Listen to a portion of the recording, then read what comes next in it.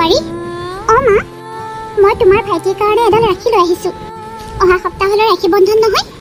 মই বজাৰলৈ যাওঁতে সেইকাৰণে ভাবিলোঁ এডাল লৈয়ে যাওঁ ৰাখি মই ৰাখিডাল আনিলোৱে তুমি বাকীখিনি যা যোগাৰ কৰা বোৱাৰী কিন্তু মা আপুনি দেখোন এডালহে ৰাখি লৈ আহিছে আৰু মোৰ দেখোন দুজন ভাই ককাই তোৰ সৰু দাদাৰ হাতত কি আছে হা খাবলৈ নোপোৱা ভিখাৰীৰ নিচিনা তাক ৰাখি পিন্ধাই তই কি কৰিবি আৰে যাৰ লগত সম্বন্ধ ৰাখিব লাগে তাৰ লগত ৰাখিবি অপ্ৰয়োজনীয় মানুহৰ লগত সম্পৰ্ক ৰাখিব নালাগে নহয় আৰু সিহঁতৰ ঘৰত নগৈ তই কি কৰিবি আছে কি সিহঁতৰ ঘৰত মোৰ ল'ৰা ৰঞ্জিতে প্ৰতিবাৰে পইচা খৰচ কৰি ইমানবোৰ মিঠাই আৰু ৰাখি কিনিবলৈ পইচা দিয়ে আৰু তোৰ ভিখাৰী সৰু ককাইৰে কিবা 100-200 টকা দামৰ মিঠাই কেইটামান কিনি পেলাই দি পঠাই কিবা অকাত আছে নেকি লাজে নাপায় নিলাজবোৰে মা সৰু দাদাহঁতৰ অৱস্থা কেনেকুৱা আপুনি জানি বুজিও এনেকৈ কৈছে যে আৰু তথাপিও মই ৰাখি পিন্ধাবলৈ গ'লে কিবা এটা নহয় কিবা এটা উপহাৰ দিয়ে আৰু মইতো তাত পইচা বিচাৰিবলৈ নাযাওঁ নহয় মই সৰুদাক ৰাখি পিন্ধাবলৈহে যাওঁ মোৰ যি ক'বলগীয়া আছিল মই কৈ দিলোঁ মোৰ লগত ইমান মুখ চুপতি মাৰি থাকিবলৈ দৰকাৰ নাই এতিয়া যা নিজৰ কাম কৰগৈ ইমান মুখ চলা হৈছে নহয় মোৰ লগত ইমান মুখে মুখে তৰ্ক কৰিবলৈ চেষ্টা নকৰিবি কিন্তু অনিতা গৈছো কওকচোন মই কামলৈ যাওঁ দিয়া বুজিছা আজি খাবলৈ ভাত আছেনে নাই কি ক'ম আজি খাব নালাগে দিয়ক আজি চাউলেই নাই হ'ব দিয়া মই বাৰু মালিকক আজি পইচা কেইটামান খুজিম সিবাৰ লোৱা এইবাৰ চাগে নিদিবই তথাপিও বাৰু এবাৰ খুজি চাম হ'ব দিয়া মই মেৰিগ'ল্ড বিস্কুট এটা আনি থৈ দিছিলোঁ তোমাৰ যদি ভোক লাগে তুমি তাকে খাবা আৰু আপুনি কি খাব বলক মোৰ লগত তাকে খাওক মই নাখাওঁ দিয়া মই তাতে খামগৈ কামৰ জেগাতে মই বেয়া পাম কিন্তু আপুনি দুখন বিস্কুট হ'লেও খাই যাওক তথাপিও পেটটো অকণমান চেঁচা পৰিব আপোনাৰ নাখাওঁ দিয়া মোৰ কথা শুনিবনে আপুনি ঠিক আছে দিয়া ব'লা এইটো হৈছে ৰেধিৰ সৰু ককাই ৰাকেশ সি লোকৰ ঘৰত দিন হাজিৰা কৰিয়ে চলে সিহঁতৰ সৰুতেই মাক বাপেক ঢুকাইছিলে আৰু তেতিয়াই ডাঙৰ ককায়েকে পঢ়ি আছিলে কিন্তু সৰুজনে ককায়েকৰ কাৰণেই পঢ়া নাছিল আৰু ৰেধিক যেনে তেনে হাই ছেকেণ্ডেৰী পাছ কৰি বিয়া দিছিল ব'লা আমি দুয়োটাই তাকে খাই লওঁগৈ আহক আৰু এইজন হৈছে বিক্ৰম ৰেধিৰ ডাঙৰ ককায়েক সি বাহিৰৰ দেশত ইঞ্জিনিয়াৰ কৰে আগতে ঘৰলৈ ফোন কৰিছিলে যদিও চাকৰি পোৱাৰ পাছত বিজয় ঘৰলৈ খবৰেই নোলোৱা হ'ল তাৰ যে সৰু ভাইকেইটা আছে সৰু ভনীয়েক এজনী আছে সকলোবিলাক পাহৰি থাকিলে বিক্ৰমৰ গাত এতিয়া চহৰৰ বতাহ লাগিছে সি গাঁৱৰ সকলোবিলাকে পাহৰি গ'ল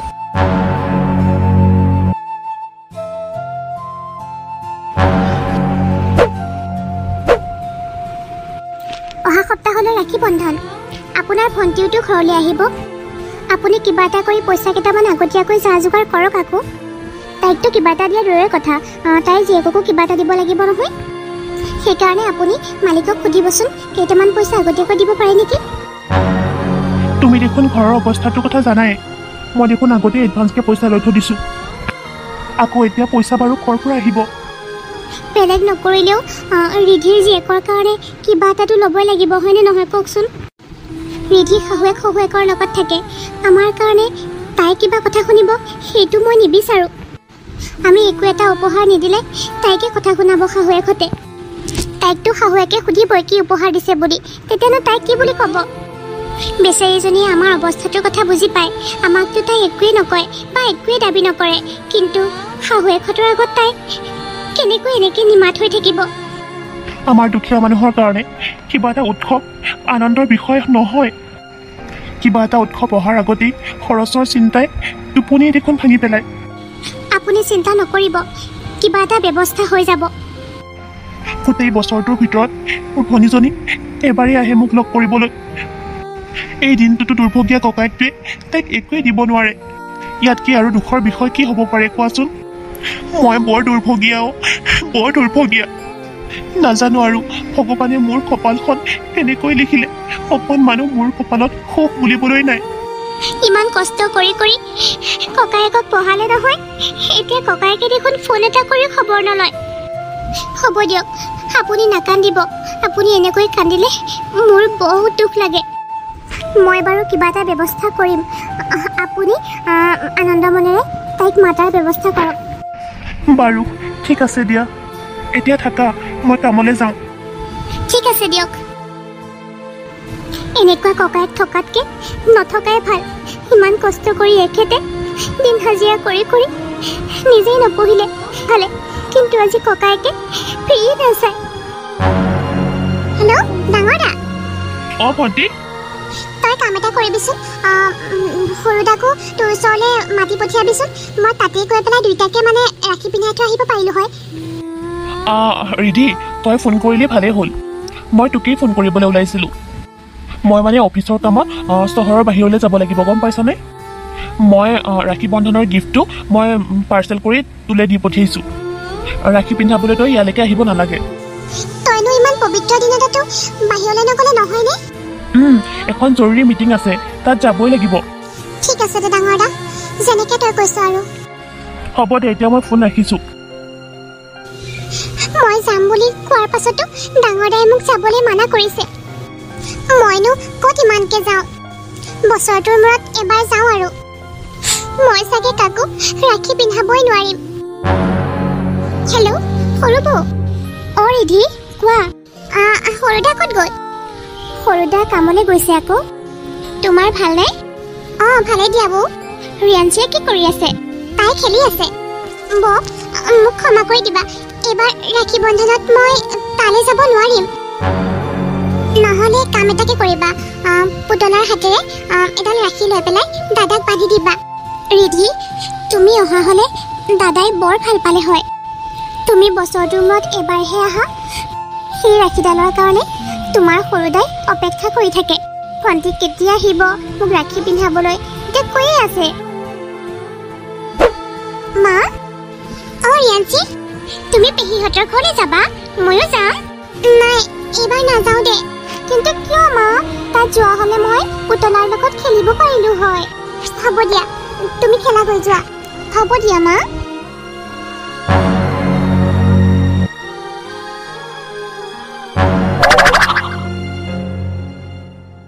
হেল্ল' ভণ্টি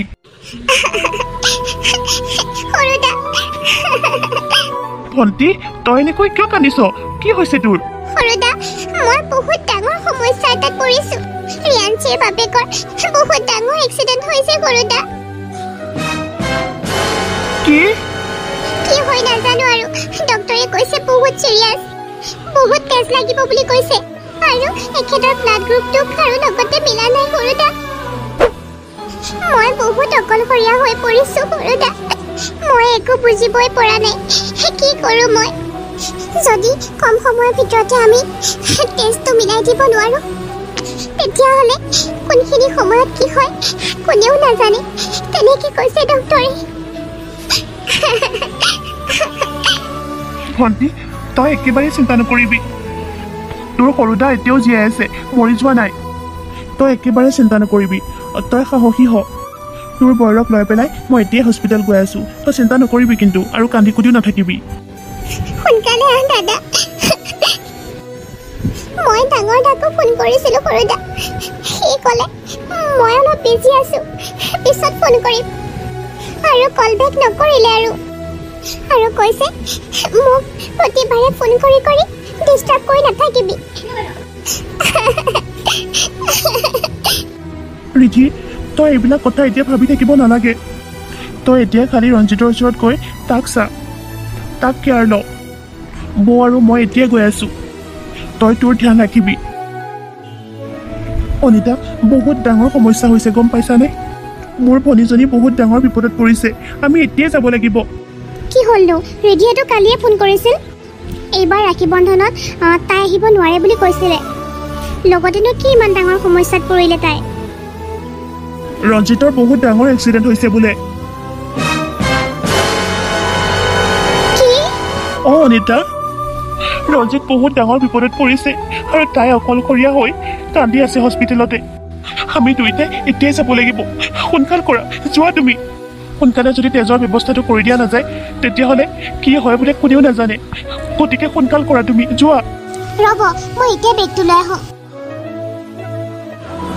অনিতা তোমাৰ হৈছে নে নাই সোনকালে আহা বলক মোৰ হৈছে শুনকচোন কোৱা আমাৰতো অৱস্থাটো একেবাৰে বেয়া আগৰ পৰাই যদি তাত কিবা টকা পইচাৰ প্ৰয়োজন হয় আমি কি কৰিম কওকচোন নিজৰ প্ৰয়োজনৰ কাৰণে তাই সৰু ককায়েকৰ আগত কেতিয়াও হাত নাপাতে কিন্তু আজি তাইৰ গিৰিয়েকে জীৱন মৰণৰ লগত যুঁজি আছে মই দাদালৈ ফোন এটা কৰোঁ দাদাই কিবা সহায় কৰিব পাৰে নেকি আৰু ময়ো জানো দাদাই মানা নকৰিব চাগে হেল্ল' দাদা তহঁতৰ দুইটাই মোক কিয় ইমান ফোন কৰি থাক হা কিয় ইমান ফোন কৰি ডিষ্টাৰ্ব কৰি থাক ডাঙৰ দা মই কালিয়ে কৈছোঁ ভণ্টিক মোক ইমান ফোন কৰি নাথাকিবি তাই কৰিছে বাৰে বাৰে আজি তই কৰিছ ইমান ডিষ্টাৰ্ব কৰি থাকিব নালাগে নহয় মানুহে মই অলৰেডি ৰাখী বন্ধনৰ কাৰণে ভণ্টিৰ কাৰণে গিফ্ট পঠিয়াই দিছোঁ ডাঙৰ দা মই ৰাখী বান্ধিবলৈ তোক ফোন কৰা নাই অঁ বুজিলোঁ মানে ভণ্টিয়ে ফোন কৰোঁতে মই ভণ্টিক মানা কৰি দিছিলোঁ যে আহিবলৈ সেইকাৰণে চাগে তহঁতৰ ঘৰ পালেগৈ নহয় জানো তাই চাগে তোক কৈছে ন ফোন কৰিবলৈ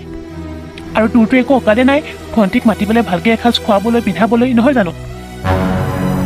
মই সঁচা কৈছোঁ নাই কচোন অনিতা ডাঙৰ দা টকাৰহে ধনী মনৰ ধনী নহয় গম পাইছা ডাঙৰ দাৰ টকা পইচাৰ বহুত অহংকাৰ বাঢ়ি গৈছে গম পাইছা অনিতা আজিৰ পৰা মোৰ কাৰণে দাদা মৰিলে মোৰ কেৱল এজনীয়ে ভণ্টি আছে সেইজনী হ'ল ৰেধি মই এই ভণ্টিজনীৰ কাৰণে গোটেই জীৱনটো যুঁজি যাম আপুনি এটা কাম কৰক চিধাই হস্পিটেল যাওক হ'ব দিয়ক বলক আমি দেৰি নকৰোঁ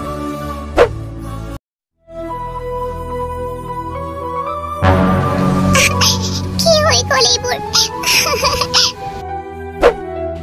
ভণ্টি এইবোৰ কি হৈ গ'ল সৰুদা ভণ্টি তুমি চিন্তা নকৰিবা সকলোবোৰ ঠিক হৈ যাব ৰচোন মই ডক্টৰৰ ওচৰৰ পৰা আহোঁ কেনেকে হ'ল হয় এইবোৰ তেখেত ঘৰলৈ আহি আছিলে পিছফালৰ পৰা গাড়ী এখনে খুন্দা মাৰি দিলে আহি ৰঞ্জিত ভাল পাইছানে তুমি অকণমান পাইছোঁ ভিনদেউ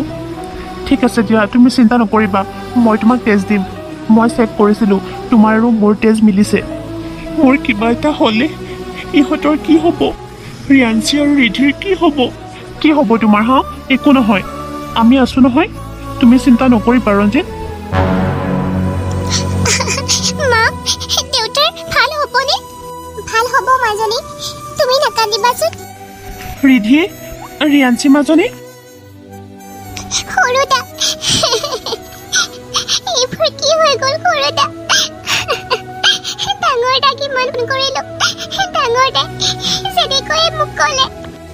মামা দেউতাৰ কি হৈছে ভাল হ'ব মাজনী ভণ্টি তই চিন্তা নকৰিবি মই ৰঞ্জিতক টেষ্ট দি থৈ আহিছোঁ মোৰ আৰু তাৰ টেষ্ট মিলিছে কি সঁচা দাদা ডক্টৰে যে কৈছিলে চিৰিয়াছ কণ্ডিশ্যন বুলি এতিয়া অলপ ভাল হৈছে নহয় 4-5 দিনৰ পিছতে সম্পূৰ্ণ সুস্থ হৈ উঠিব আৰু মই আছোঁ নহয় তোৰ লগত তোৰ কিহৰ চিন্তা তোৰ সৰু ককাইৰে ঢুকাই যোৱা নাই নহয় তই একো টেনশ্যন নল'বি ভণ্টি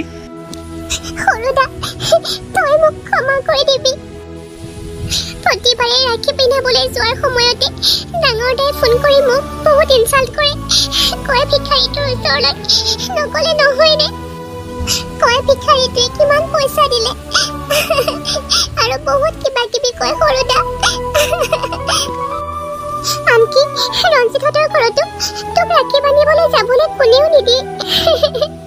শাহুমায়ো ৰাখি আনিলে এডালহে আনে তাকো ডাঙৰ দাৰ কাৰণে শাহুমায়ে মোক ইনচাল্ট কৰিছিল সৰুদা সেইকাৰণে মই এই বছৰ নাহো বুলি বাহানা কৰিছিলোঁ কাৰণ কিমান কথা শুনিম আৰু মই আজি মোৰ ইমানটো ডাঙৰ বিপদত এই দুখীয়া সৰু দাদাহে আছে মোৰ লগত আৰু কোনো নাই মোৰ ডাঙৰ দা ইমানেই ধনী হৈ গ'ল যে এইবাৰো জানিবলৈ চেষ্টা নকৰিলে যে তাৰ সৰু ভনীয়েকে কিয়নো বাৰে বাৰে ফোন কৰি আছিলে এইবাৰো জানিবলৈ চেষ্টা নকৰিলে সৰুদা যদি তই আজি সময়মতে নাহিলিহেঁতেন চব শেষ হৈ গ'লহেঁতেন আজি ৰাখী বন্ধনৰ দিনা তই উপহাৰ হিচাপে মোক বহুত ডাঙৰ বস্তু দিলিও সৰুদা মোৰ সেন্দুৰখিনি দিলি তই মই জনমৰ কাৰণে তোৰ ধাৰ মাৰিব নোৱাৰিম সৰুদা। চবতছে আগতে তই তোৰ চকু পানী মোচ। তই কিবা এটা খাই লগৈ বলচোন। আমাৰ হাতত টকা থাকক বা নাথাকক, কিন্তু আমাৰ এখন অন্তৰ আছে ভণ্টি। মই মানিছোঁ তোক মই বহুত ডাঙৰ উপহাৰ দিব পৰাকৈ মোৰ একো সামৰ্থ্যই নাই, কিন্তু তোক যে মই একো বিপদত পৰিবলৈ নিদিওঁ, তোক যে মই সদায় ৰক্ষা কৰি আহিম, সেইটো কিন্তু শপত মই দিব পাৰিম যে বিপদৰ সময়ত তোৰ সৰু দাক সদায় তোৰ লগতেই পাবি। ককায়েক ভনীয়েকৰ কথা শুনি অনিতাৰ চকুত চকু পানী ৰখাব নোৱাৰিলে। আৰে আজিৰ দিনতনো ইমান ইম'চনেল কথা কোনে কয়? তোমালোকৰ দুটাৰ লগতে মোকো একেবাৰে কন্দুৱাই পেলাইছা। এতিয়া সকলোবিলাক সমস্যাৰ সমাধান হ'ল নহয়। এতিয়া তুমি তোমাৰ সৰুদাক ৰাখি বান্ধা। দাদা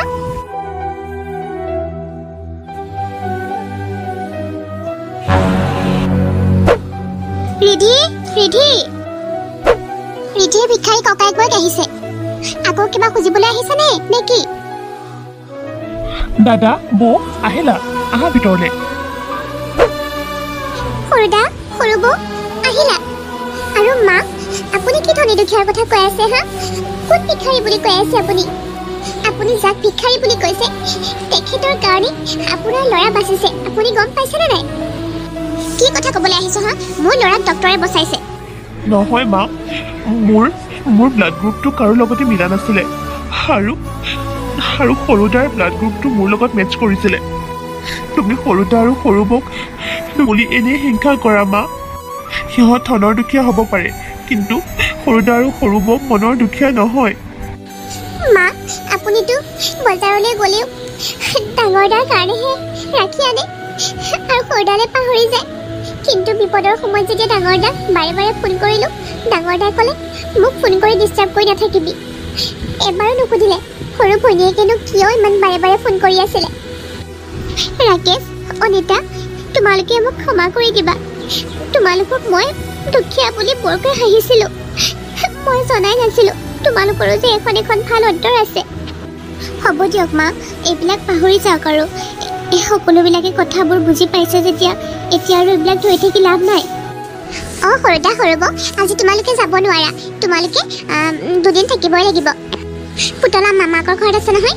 আমাৰ এখেতিকৈ লৈ আহিবগৈ। ঠিক আছে দিয়া ভণ্টি।